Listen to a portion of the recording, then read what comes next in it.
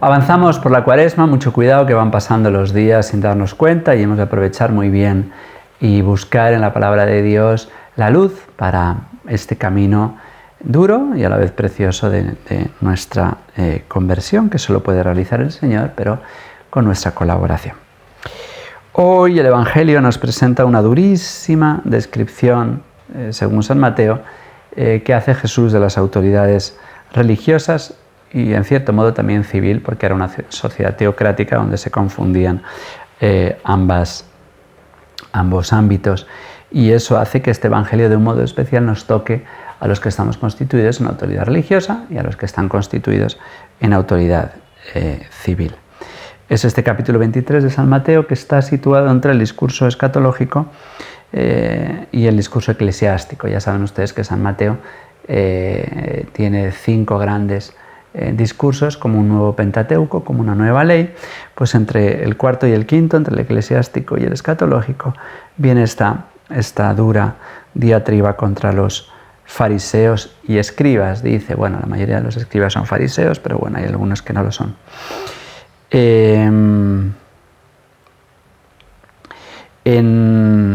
San Lucas y San Marcos estas duras palabras están un poquito atenuadas, puesto que son 2 evangelios que están escritos para gentiles, pero como San Mateo escribe para conocedores de la cultura judía, pues las palabras son muy, muy duras. Dice el Señor, en la cátedra de Moisés se han sentado los letrados y los fariseos, los sucesores de Moisés. Estos fariseos son una minoría, son 8.000, se calcula que son 8.000 los fariseos que hay en la época de Jesús, pero una minoría muy influyente. Fariseo significa separado y les caracteriza una gran soberbia espiritual, porque están más preocupados en realidad por la ley que por Dios. Todo gira alrededor de 3 pivotes que en sí no son malos, puesto que vienen de Moisés, pero que son excesivamente realzados, ¿no? Están hipertrofiados. Son la circuncisión, porque es precisamente lo que les separa de los demás. El fariseo no tiene un espíritu católico universal de llevar a todo el mundo a la salvación, sino precisamente de separar, de segregar, de hacer secta. Entonces la circuncisión no sirve para anunciar a otros la salvación, a los fariseos, sino precisamente para separar. Y en el fondo para hacer más repugnante y más odiosa esta verdadera religión y esta raza. La circuncisión, el sábado, que igualmente les sirve no para servir al Señor, sino para acentuar lo que más les importa, ¿no? Las leyes de la pureza. La circuncisión, el sábado y las leyes de pureza, que ya digo que hipertrofian la verdadera dimensión de la fe y hacen que el Señor sea especialmente duro con ellos.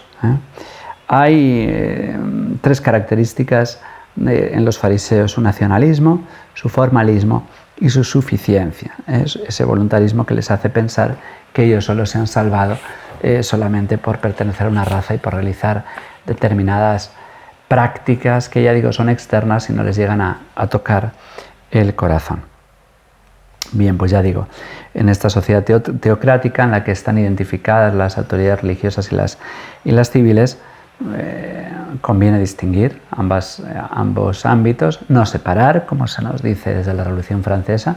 No es bueno que estén separadas la Iglesia y el Estado, que estén separadas el poder espiritual y el poder temporal, pero sí es bueno que estén distinguidos. En esta época no están distinguidos, por eso digo que afecta a ambos ámbitos las palabras del Señor. Hagan lo que ellos dicen, pero no lo que hacen, porque no hacen lo que dicen. Si se acuerdan, algunas veces pues les he explicado cómo en la fiesta de los tabernáculos los judíos manejan estos cuatro ramas que implican 4 posibilidades a la hora de hablar del conocimiento de la palabra de Dios y de los frutos. Entonces hay 4 tipos de ramas. Están el limón, está la palmera, está el mirto y está el sauce. El mirto representa a una perdón, el mirto, es una planta que huele, pero que no tiene fruto. Y esos son los fariseos, son los que conocen la palabra de Dios, pero no dan fruto. De lo que se trata es de ser limón, que conoce la palabra de Dios, que conoce la ley y que da frutos, frutos de santidad, no frutos de obras externas que ya digo que no tocan el corazón. Durísima acusación del Señor a los fariseos: lían fardos pesados e insoportables y se los cargan a la gente en los hombros como si fueran borriquillos, pero ellos no están dispuestos a mover un dedo para empujar. Esto lo hemos dicho más de una vez, nos recuerda a la actual omnipresencia del Estado, que nos carga con leyes y leyes y leyes y tributos y inspecciones. Ahora ya hasta contra los antivacunas, que oye, si tú crees que las vacunas son algo bueno y necesario, bueno, pues hace una campaña de información para estos que dudan, ¿no? He oído algunos jerarcas que dicen: no entiendo a los antivacunas. Bueno, pues haz un esfuerzo.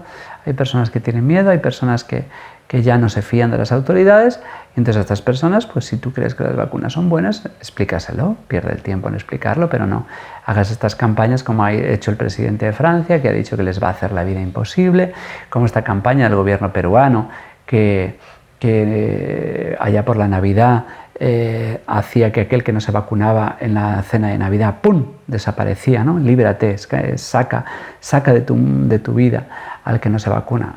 ¿Qué es esto? Ya digo, pues usa la razón, intenta convencer. Yo sé que entre los antivacunas hay personas muy obcecadas y muy borricas, pero hay personas muy sensatas que tienen temor, y un temor que ha sido sembrado a lo largo de los años por autoridades de los cuales no hay confianza. Y bueno, pues estas son las cargas que se van poniendo sobre los súbditos, y esto es lo que critica el Señor.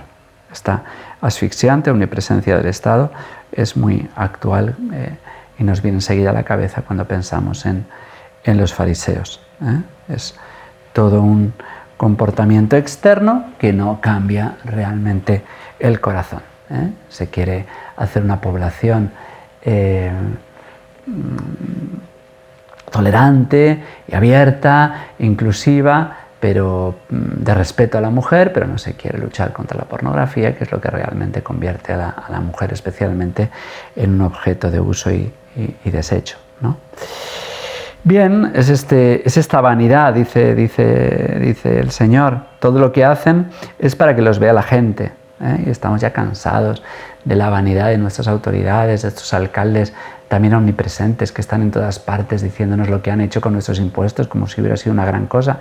Muchos de ellos con una desvergüenza enorme porque están robando, y sin embargo tenemos que ver en los carteles cómo les gustan las fotos, cómo les gusta decirnos que han inaugurado un puente, que han abierto un hospital, a veces muchos años muchísimo más tarde, y no se les cae la cara de vergüenza de lo que lo tenían que haber hecho, con muchísimo más millones de lo que estaba presupuestado.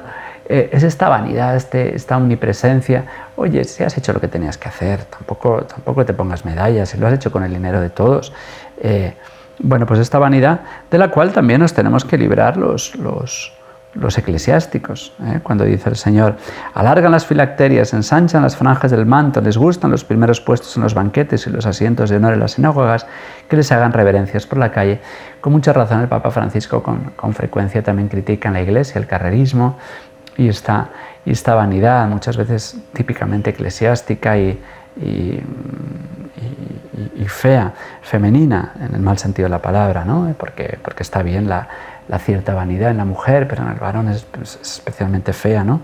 Y ver que muchas veces esto anida en la Iglesia, pues es realmente preocupante, y este Evangelio, ya digo, que no va solamente para las autoridades civiles, sino también para las autoridades religiosas.